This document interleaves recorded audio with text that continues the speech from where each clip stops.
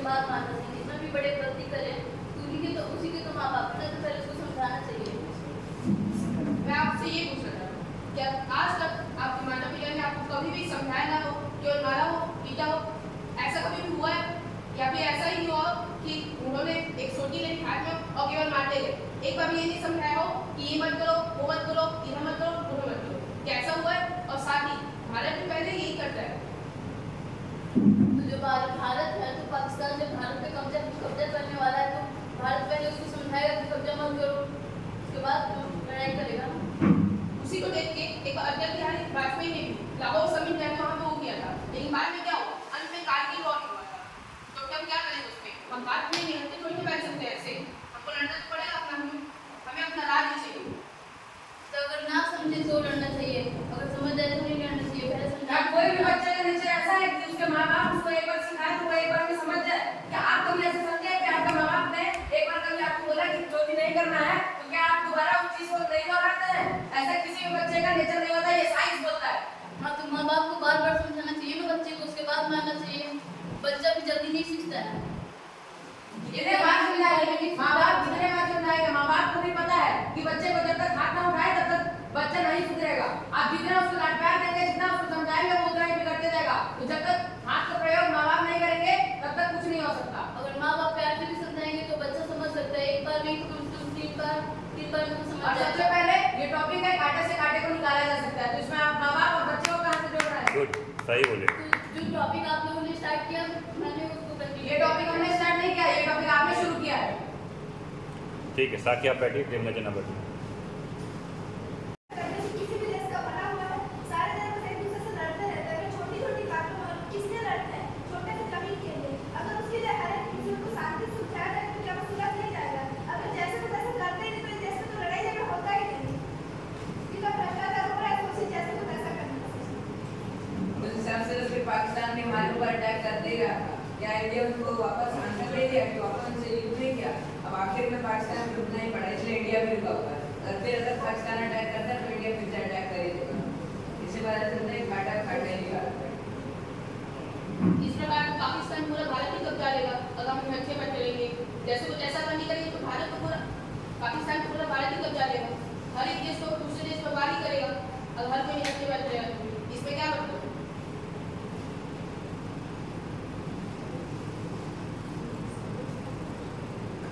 देवनाजन बोलिए। हमारा मतलब लहरते बैठने से नहीं है, हमें पहले प्यार समझाना चाहिए, 3 बार वार्निंग देनी चाहिए, तुरंत युद्ध नहीं शुरू करना चाहिए। अगर हम ऐसे करते रहेंगे तो दुनिया तो शांत हो जाएगी। क्या भारत ने कभी पाकिस्तान को पहली बार में नहीं समझाया है, दूसरी बार में नहीं समझाया है? हमारे प्रधानमंत्री का गलत है। प्रधानमंत्री ये नहीं बोलते अगर तो हम पे गोली चलाएंगे तो हम उन पे बारूद चलाएंगे। नेक्स्ट सबको चांस। अगर आपको एक सत्य घटना चाहिए तो हाँ, तुम कंटिन्यू। पाकिस्तान ने भारत पे जब हमला किया था तो पूरी सर्जिकल स्ट्राइक, आपको पता होगा, भारत ने रात में जाके पाकिस्तानियों को मारा था। तो उसके जिस दिन उन्होंने किया ये चीज उसी दिन नहीं हुई। भारत ने पाकिस्तान को बहुत बार समझाया, लेकिन जैसे बोला गया अगर उन्होंने हम पे हमला किया पहले वो करेंगे तब हम करेंगे, फालतू का हम उनको जाके मारेंगे ऐसा नहीं है। अच्छा आप भी देखिए, आज भारत का नाम सबसे अच्छे देशों में क्यों गिनाया जाता है और पाकिस्तान का नाम सबसे बुरे देशों में क्यों?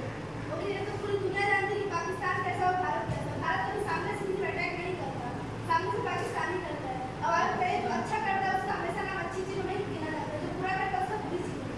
आप कुछ कहना चाहिए कि पाकिस्तान को लोग बुरा क्यों कहते हैं, भारत को अच्छा क्यों कहते हैं? क्योंकि भारत जैसे का तैसा नहीं करता कभी भी। अगर पाकिस्तान हमेशा सामने से अटैक करता तो भारत कभी भी सामने से नहीं करता था। और कहना चाहेंगे कुछ भारत ओके, इसको यहीं समाप्त करते हैं। और आज का डिबेट खुला मंच है, आप सभी ने बहुत अच्छे से पार्टिसिपेट किया है। और हमारे बीच में जो हमारे आज के मुख्य वक्ता हैं और मुख्य रूप से आज की कार्रवाई संभाल रहे हैं, मैं उनसे आग्रह करता हूँ कि वो अपनी बात सामने रखें और कौन विजयी है कौन पराजित है इसके बारे में भी आप निर्णय करें। इस बार सांसद का निर्णायक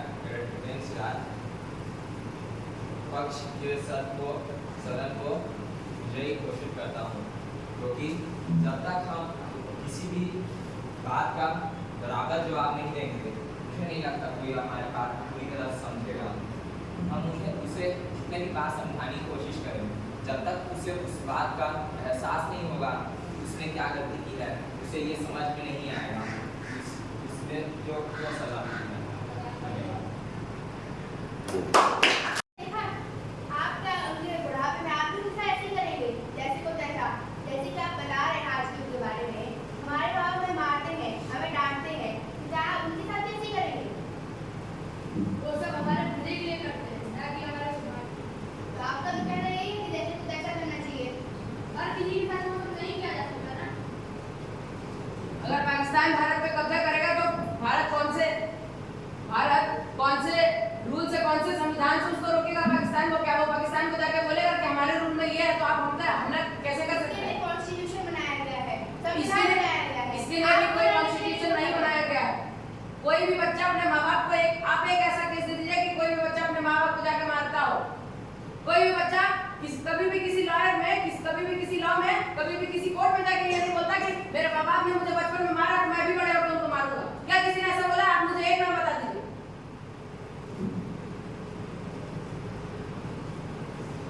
कंटिन्यू।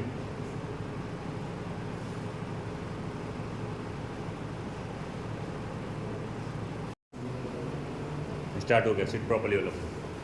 तो आज हम सभी यहाँ पर एक विशेष कार्यक्रम करने जा रहे हैं जिसका नाम है बाल संसद।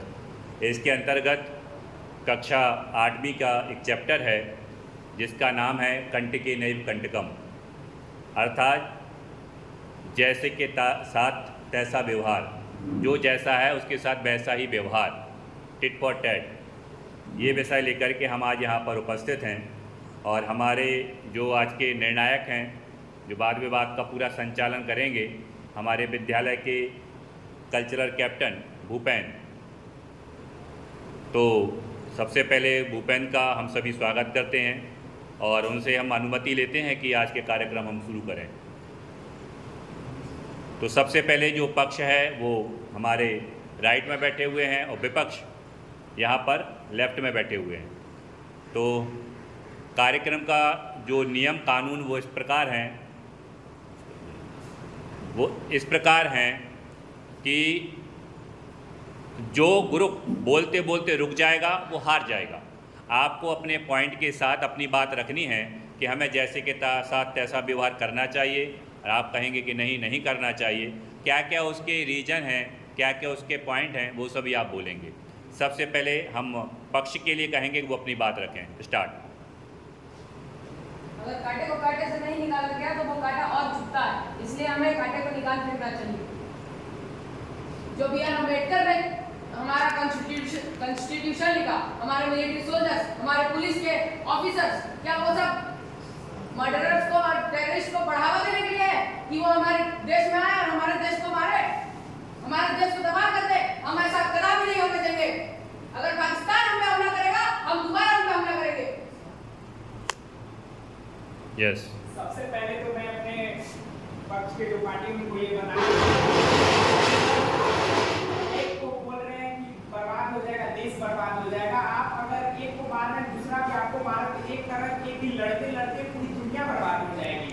तो इसके बाद क्या दुनिया में अगर किसान ही नहीं बचेंगे तो आप किसके साथ लड़ने जाइएगा? तो अगर हम जो हमको मार रहा है, अगर हम उसके लिए कुछ अगर उसको सजा नहीं देंगे तो वो क्या एक को मार के रुक जाएगा? ऐसा कभी नहीं होगा। वो एक को मारेगा, दो को मारेगा, लगातार मारते ही रहेगा। इंसान ऐसे खत्म हो जाएंगे और ये हमारा दुनिया जिसका नाम अर्थ है, उस अर्थ का नाम चोरों की दुनिया, मर्डर्स की दुनिया हो जाएगा। सबसे पहले तो मैं ये बताना चाहता हूँ कि ये जो दुनिया बनी है इसमें बहुत सारे देश हैं और हर देश के अपने अलग अलग कानून हैं, कानून और नियम है। अगर कोई इंसान अगर गलती करता है तो कानून है सजा देने के लिए। आप इसमें एक मार रहा आप दूसरे को मार दीजिएगा तो ये बिल्कुल गलत है। कानून अपना खुद देखता है।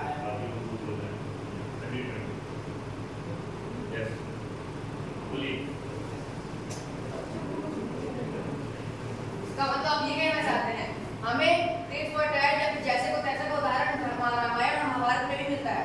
आप सब मानते हैं कि राम भगवान अच्छे थे, बल्कि क्या इसका मतलब ये है कि जब रावण ने उनकी पत्नी सीता का हरण किया तो वो चुप बैठे रह गए?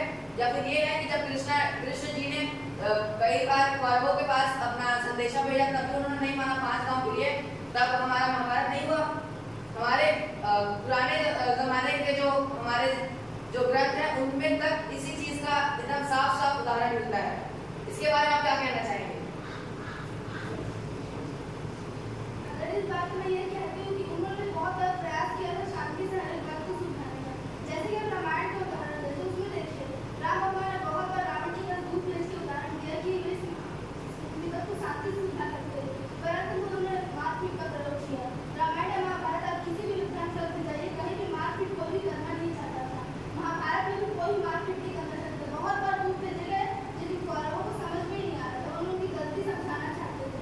आज तक भी कोई मारपीट नहीं करना चाहते, पर कोई गलती नहीं मानना चाहता है। और मैं आपको एक और चीज कहना चाहूँगी, आप भी बताइए, हम बोलते हैं जैसे को तैसा करना चाहिए। कोई हमारे साथ बुरा करता है तो हमको रहता है कि हमको उसके साथ बुरा करना है, पर कोई हमारे साथ अच्छा रहता है तो क्या कोई सोचता है कि हमको उसके साथ अच्छा करना चाहिए? तब तो याद नहीं आता है किसी को।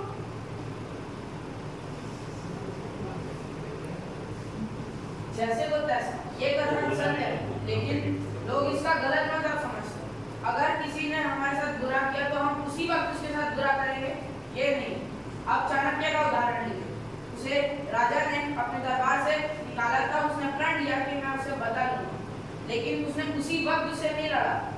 वो धीरे धीरे मेहनत की, उसने चंद्रगुप्त को साधन बनाया, उसने अपना राज्य बढ़ाया और बाद में उसने बदला लिया।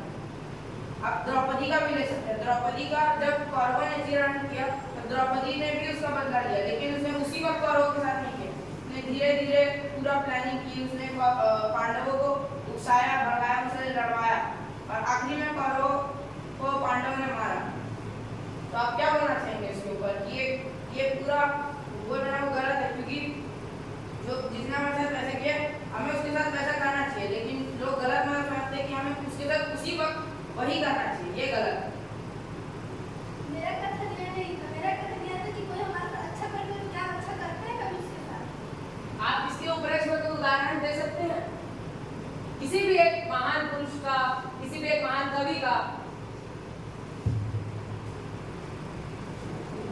हाँ, आप ही को बताना चाहिए कि चाणक्य जो थे वो बिंदुसार, मैं बताना चाहूँगी, चाणक्य बिंदुसार के खाने में थोड़ा बहुत जहर मिलाते थे ताकि वो उस चीज से आदी हो सके। कभी भी कोई जहर से मारने का प्रयास करे तो वो से ना बिंदुसार ने चंद्रगुप्त मार देते, लेकिन जब चंद्रगुप्त मौर्य की पत्नी से गलती से उस जहर वाले भोजन को ग्रहण कर लिया, उसकी मृत्यु हो गई, लेकिन उसके बच्चे को चाणक्य ने बचाया। अब चाणक्य के बेटे बिंदुसार को, मतलब चंद्रगुप्त मौर्य के बेटे बिंदुसार को पता था कि चाणक्य ने उसकी जान बचाई, पर फिर उन्होंने कभी चाणक्य की इज्जत नहीं की, कभी उन्होंने उसका एहसान नहीं माना। चाणक्य ने उसकी जान बचाई, पर उन्होंने हमेशा उसको नीचा ही दिखाया। कुछ कहना चाहेंगे आप इस बात पर? ये कौन सा युग है और वो कौन सा युग था, आप इसके बारे में बताइए। उस युग में कुछ और होता था, इस युग में कुछ और होता है। उस युग में सर कलम कर दिया जाता था और इस युग में जेल में डाला जाता है। आप ही के पार्टी वाले ने बोला कि महाभारत रामायण क्या है? एक कथा है जो जिसका कोई इधर रियल एविडेंस नहीं है कि हाँ एकदम वही चीज हुआ था। आप ही के एक सदस्य ने बोला कि महाभारत में ये हुआ है, रामायण में ये हुआ है, तो क्या जो रामायण में चीजें होती थी आज भी वही है? रामायण में भी जैसे आपने बोला कि सर कलम कर दिया जाता था, महाभारत में भी होता था, लेकिन आज के समय किसी का सर कलम नहीं किया जाता है। उसको जैसा कि मैंने पहले बोला कि कानून है, वो कानून देखती है क्या करना है, क्या उसको सजा देना है। तो इसके ऊपर आप ये क्या कहना चाहेंगे कि जैसा सदस्य आपके बोल रहे हैं कि सर कलम करना चाहिए, नहीं करना चाहिए? चलिए आपको आज के उदाहरण दे रहे हैं। आप सभी ने रशिया यूक्रेन वॉर या फिर इजराइल और फिलिस्तीन का वॉर सुना ही होगा। इजराइल जब वहाँ लड़ाई होती है तो वहाँ के लोग चुप नहीं बैठे रह गए। उन्होंने भी अपनी एक आतंकवादी जिसको हम कहते हैं, लेकिन उन्होंने अपने लिए अपने एक पार्टी बनाई जिससे वो लड़ रहे हैं। वो चुपचाप नहीं बैठे देख रहे हैं कि हाँ ये हमारे देश को पहले हमने मदद दी और हमारे देश को खाया जा रहा है, और वो ऐसे चुपचाप घर बैठ के नहीं देख रहे हैं। आप खुद ही देख लीजिए, और पूरे दुनिया के बड़े से बड़े देश इसमें पूरे अक्सर देश इस चीज में इन्वॉल्व है कि आगे क्या होगा, कैसे होगा। आधे इसमें दे रहे हैं, आधे इजराइल के साथ दे रहे हैं, आधे फिलिस्तीन के साथ दे रहे हैं। रशिया यूक्रेन वॉर में यही हो रहा है। यूक्रेन इतना छोटा देश है, लेकिन सारे के सारे उसके हाथ मिले आ रहे हैं, क्योंकि वो नहीं चाहते कि रशिया के साथ जो हो रहा है वो सही है। अब आपके बारे में क्या कहना चाहेंगे? आज आपने हमें बोला कि महाभारत और रामायण के इतिहास में हमने आपको आज के ज़माने का दो उदाहरण दे दिए। साकी। अब इसके बारे में क्या कहना चाहिए? साकी बोलिए, स्टैंड अप।